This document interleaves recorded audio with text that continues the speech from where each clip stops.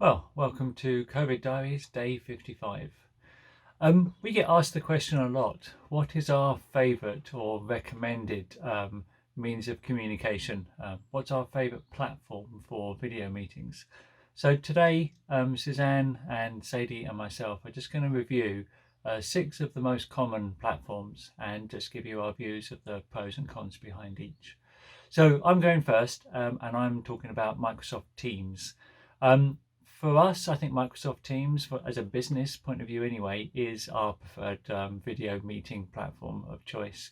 Microsoft Teams is completely and utterly integrated into the Windows operating system through Microsoft Office, the ability to have instant messaging chats, to integrate into your company directory, to share data.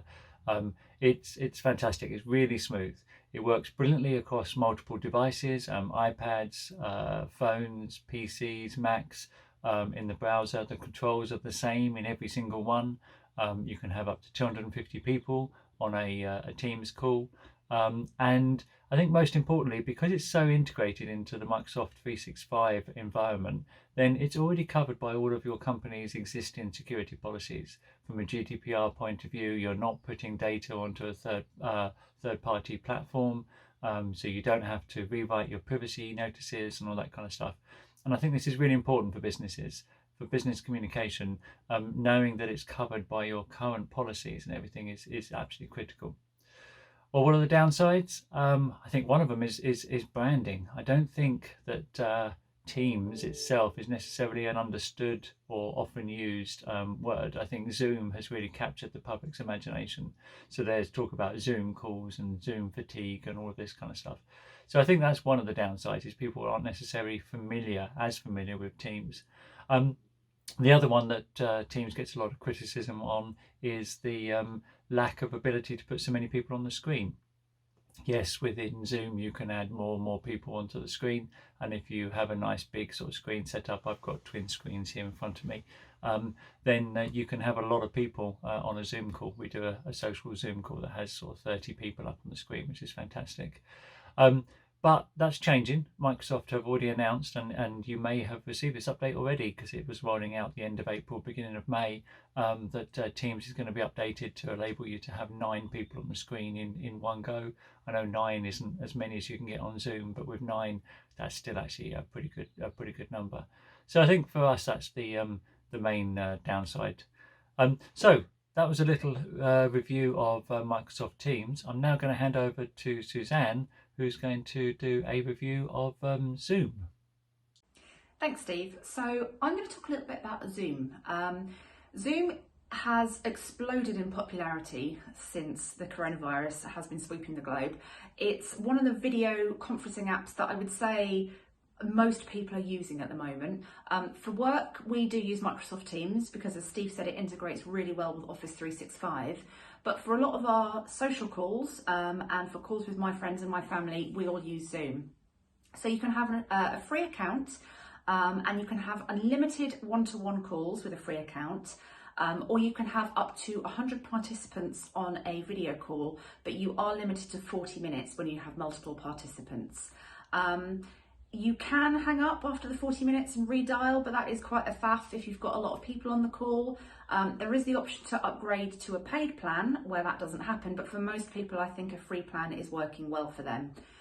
The thing I really like about Zoom is that you can do things like you can have a virtual background, which is great. And I did actually wonder why that was there as a feature. Most people can set themselves up in a fairly acceptable background to do video calls, but I read an article recently saying that the virtual background on Zoom evens out the playing ground for students who come from perhaps less privileged backgrounds, or who might be uncomfortable showing their home environment, or if they're doing calls in their bedroom. And actually I thought that was a really nice feature. So Zoom for us is an absolute winner. I love the fact that you can get multiple people on the screen.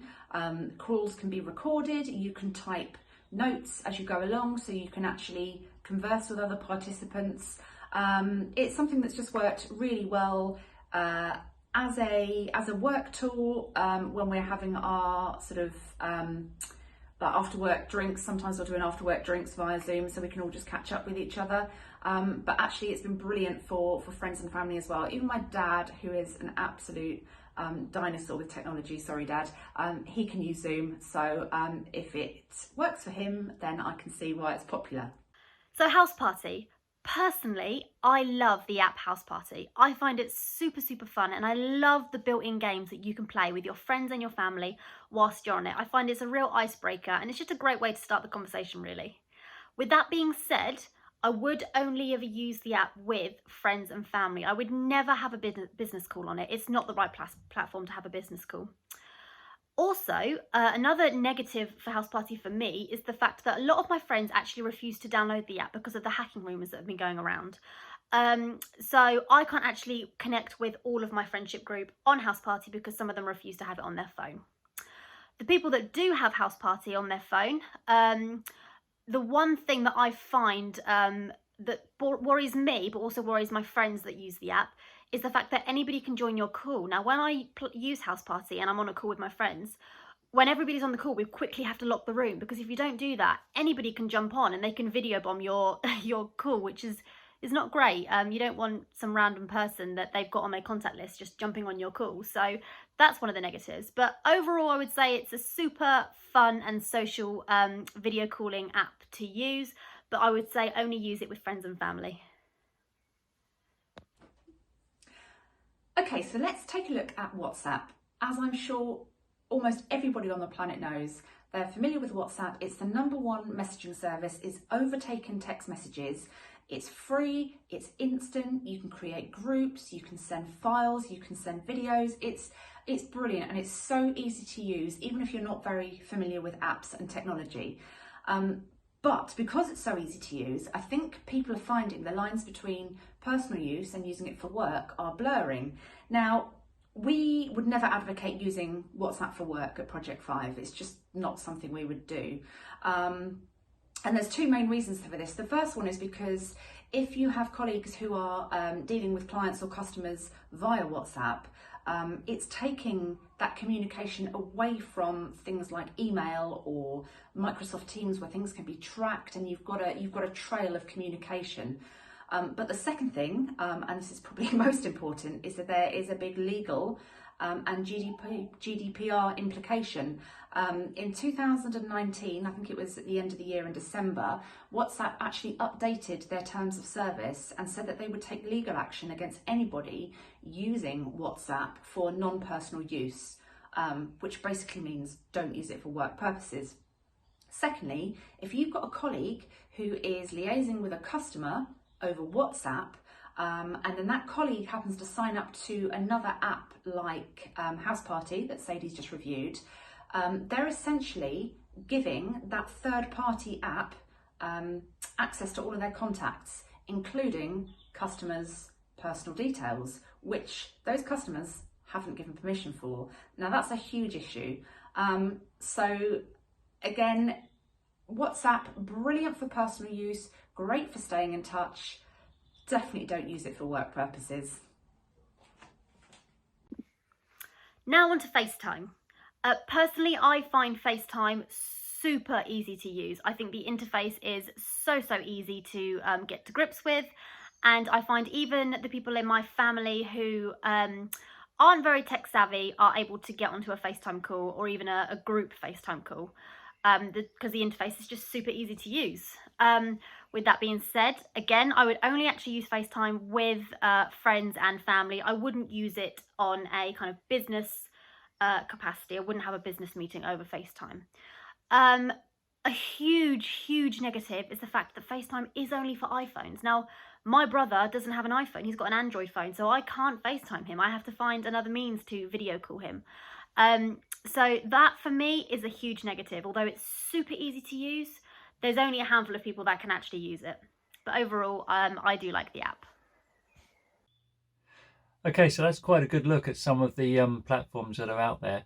I'm going to wrap up now just by talking about WebEx. WebEx is a very well-known brand. People have been using WebEx in the corporate world for video conferences for a long time. It's actually it's owned by Cisco, WebEx. I think because of that brand, I think it's something that people know a lot, but actually at the moment they're not really using it. You know, the downsides are, I think it's very much seen as the old way of doing video conferencing. If we look back in the last few years even at how video conferencing has worked, it hasn't really sort of taken off. There's been all manner of problems with lag, with our inability just to sort of read body language, interact. There's some fantastic stuff on social media where people are sort of taking the mickey out of conference calls and video conference calls. So I think for me, WebEx, it's an interesting product. I think it's part of our history. It's part of what's got us to where we are today. But if you look at what's actually happening now during this lockdown, it is the likes of Zoom, it is the likes of Microsoft Teams, and even House Party that are really taking off and have captured everyone's imagination. So I thought I'd wrap up just by mentioning WebEx and some of those older, more legacy applications. Cool. That was a heavy shower of rain. Sorry, got distracted there. So yeah, I thought I'd wrap up just by talking about the WebEx there. Hope this has been useful, and look forward to catching up with you on the COVID Diaries tomorrow, where we've got lots of ideas to discuss about networking and how networking is faring in these days of video meetings. Talk to you soon. Thank you.